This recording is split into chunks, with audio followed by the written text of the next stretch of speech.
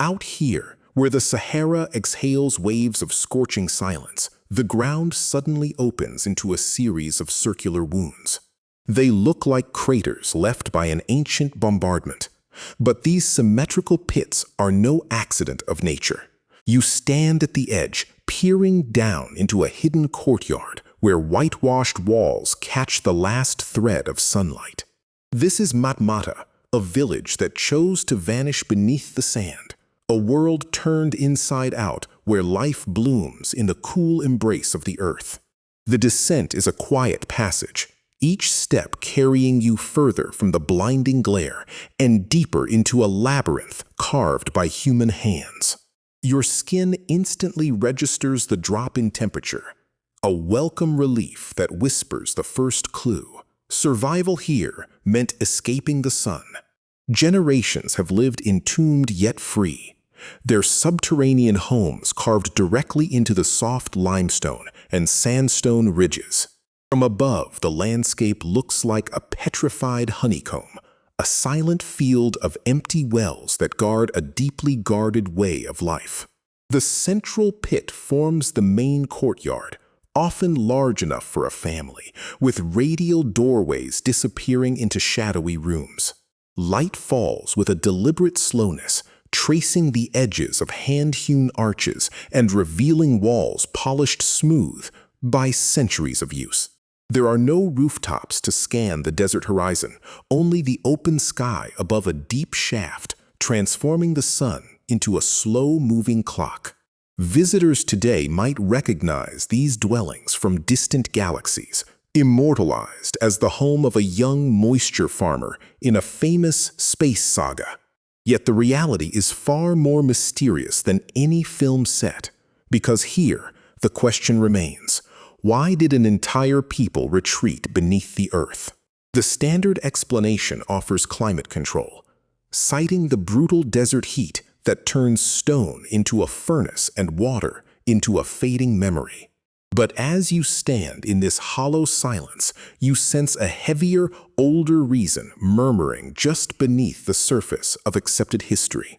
The earliest traces of these troglodyte structures evade easy dating, with some scholars pointing to origins stretching back over 1,000 years.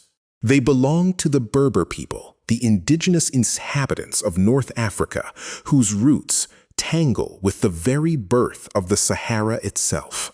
Unlike Roman ruins that boast their conquests in marble and colonnades, Matmata whispers its story in the negative space of excavated earth. Building underground was not a retreat from civilization, but a different pact with the land, one that refused to scar the desert horizon. The sandstone is soft enough to be scraped away with simple tools, yet stable enough to hold up great domed ceilings without a single beam. Each room was born out of subtraction, a process that demanded not the addition of materials, but the removal of all that was not shelter. You find bedrooms, kitchens, and storage chambers radiating from the central pit like the petals of a sunken flower. Stairs curl smoothly into the walls, connecting levels without need for wood, their edges smoothed by the bare feet of 100 ancestors. Ventilation shafts pierce upward, invisible from the surface, drawing cool air through the chambers with a subtle, engineered breath. This architecture is invisible to enemies, and in a land once crisscrossed by raiders and invading armies, that invisibility was power. The historical record tells of Berber resistance against Arab conquests, and these buried homes became fortresses that wore the cloak of emptiness. A passing army would see only a barren plateau, never suspecting a thriving community breathing in the torchlit silence below their marching feet. Yet, even the most strategic defense does not fully explain the spiritual and psychological gravity of life spent entirely inside the earth. Older than the Berber folk memory, an instinct seems to have pulled early human hands to dig, to carve, to seek the womb of the stone. You begin to notice the details. Niches for oil lamps, handprints pressed into plaster, and grain stores shaped like great clay bellies. The faint scent of ancient smoke still clings to the higher crevices, a signature of countless nights spent storytelling in the cool darkness. Evidence suggests that this underground tradition may connect to a wider belt of troglodyte cultures stretching toward Libya and beyond. Some archaeologists point to the influence of the Roman persecution, when Christians and Jews fled to the marginal lands and vanished into the sand. Others trace the impulse deeper to a primordial human memory of living in caves before we raised spires and forgot the weight of rock. The artifacts recovered, simple pottery, woven rugs, and iron tools, speak of a society that valued resilience over monumentality. There is no grand temple at the center, only the shared courtyard where the rain, when it comes, falls straight down like a blessing from the sky. Drainage channels carved into the floor direct the precious water into cisterns, each drop a treasure carefully hoarded from the desert's thirst. For centuries, this self-contained cycle of light, water, and earth sustained life so autonomously that the outside world almost forgot it existed. Maps from the colonial era often left the region blank, a tawny emptiness that concealed the dense human reality hidden just beneath the surface. And so the evidence stands, a silent city of pits that function as both home and riddle, offering no single key to its obscure origin. Where archaeology falls quiet, local lore begins to fill the hollow chambers with the sound of half-remembered legends.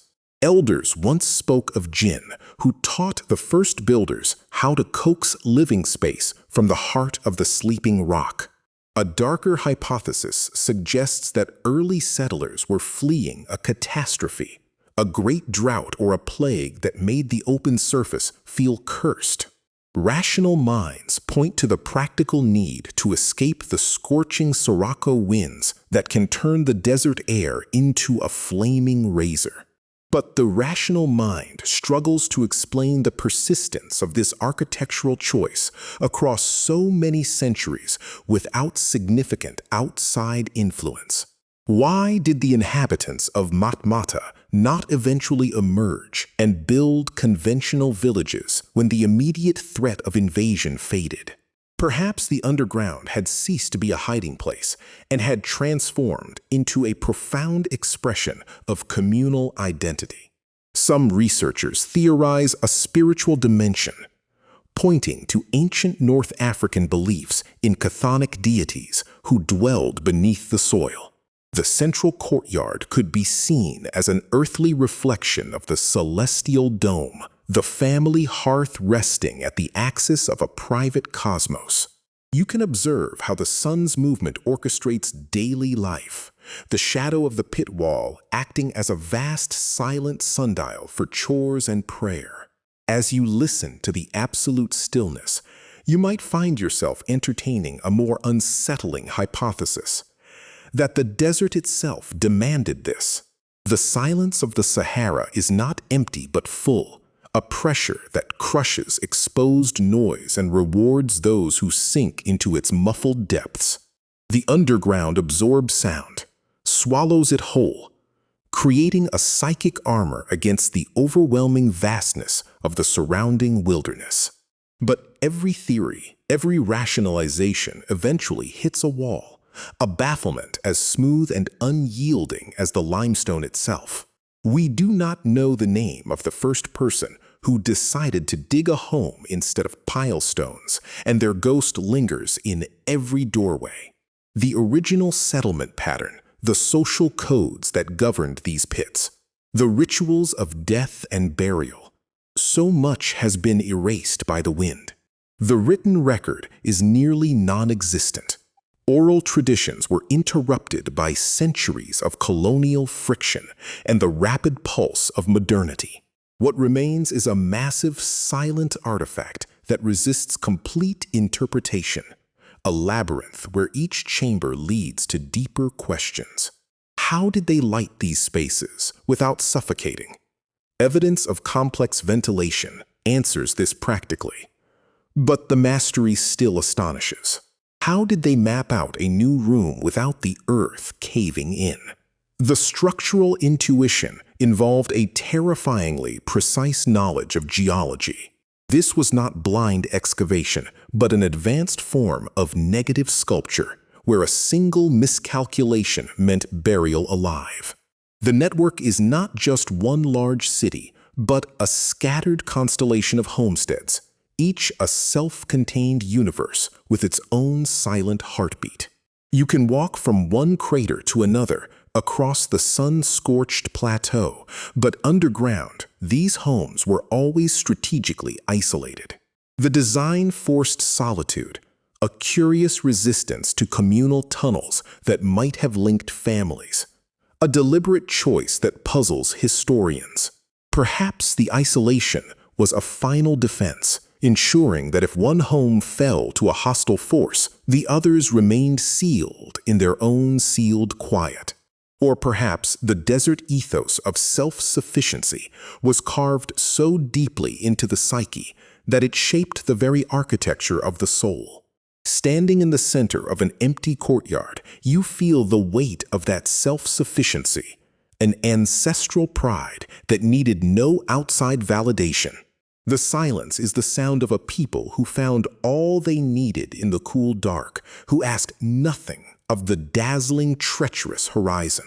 Today, many of these ancient pits still hold the smells of cooking and the vibrant colors of hand-woven rugs, but the human flame flickers low. Modernity arrived in the form of roads and government-built houses above ground, luring younger generations out of the embracing shadow. You can sense the psychic fracture. A grandmother who has never known a flat ceiling watching her grandchildren choose the white glare of concrete. The elders speak of a loss, not just of tradition, but of a subtle sense of safety, the ancient feeling of being held by the land. Some families have turned their ancestral pits into modest inns, welcoming curious travelers who sleep beneath a circle of Berber stars. This tourism brings a strange reversal, where the outside world now descends into the enigma, paying for the silence that the young are fleeing. You meet the gaze of an old man sitting in a shaded corner, his eyes holding the memory of a life spent entirely in this stone womb. He does not speak of it as hardship, but as an embrace, a constant temperature that never betrayed, a roof that never leaked in a storm. His stories, mostly untranslatable, carry the cadence of a bygone era, tales of jinn and saints, and harvests blessed by underground springs. Yet, clinging to this inherited memory is an act of resistance against the relentless drift toward the surface and its uncertain rewards. The human element in this mystery is not just about survival, but about the deep, irrational love a people can hold for their peculiar habitat. Psychologists might call it topophilia, the profound bond between a community and a place that shapes every dream and every whispered fear. The desert above is a realm of death without shade, but the desert below is a realm of intimate shadows that nurtured life for a millennium. Now the underground city stands at a crossroads, half museum, half home, its future as uncertain as the shifting sands that surround it. And you, standing there with the cool air on your neck, realize that this place makes a ghost of you too, another fleeting visitor in a timeless story. There is a particular moment, just before dawn, when the shafts catch the first gray light and the underground world seems suspended in a dream. In that half-light, the divisions between past and present dissolve, and the silence deepens into something almost sacred. You are forced to confront a truth that history books rarely admit. Most of what our ancestors built and loved is now invisible to us. The great towers will crumble, the proud citadels will vanish, But perhaps the dwellings carved into the sheltering stone will outlast them all. But Matmata offers a terrifying counter-argument, a circular journey where the most advanced shelter is a hole carefully sculpted from the earth.